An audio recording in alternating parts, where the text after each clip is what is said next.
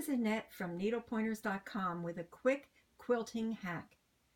How many of you have experienced the quilt ruler slip and slide while you are running the rotary cutter along the ruler's edge?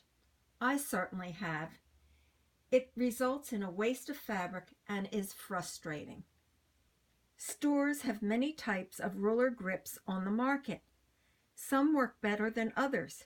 Here is one I purchased and tried, but I didn't like it. Then a quilt friend told me about an unconventional product that works wonderfully, and I would like to share it with all you quilters. It's a clear, flexible 1-inch medical bandage tape called NextCare by 3M. It's the one with ridges, and it's sold in the bandage aisle of stores. Let me show you how to use it. To apply it to a ruler, unroll it to the length that you want, cut it with a scissor,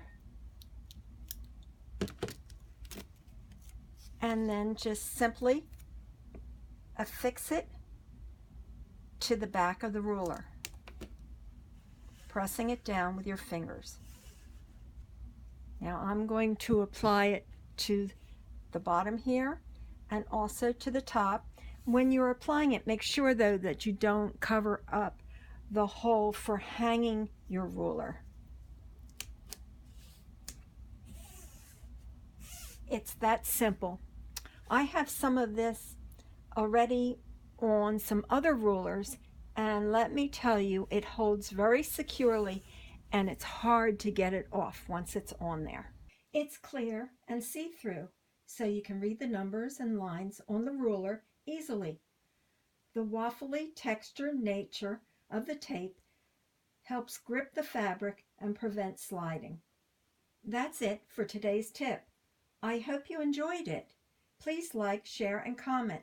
Subscribe to our channel and follow us on social media. To do so, simply click the link in the video or the description section. We also have lots of free quilting projects, tips, and tutorials, so head over to our website, needlepointers.com.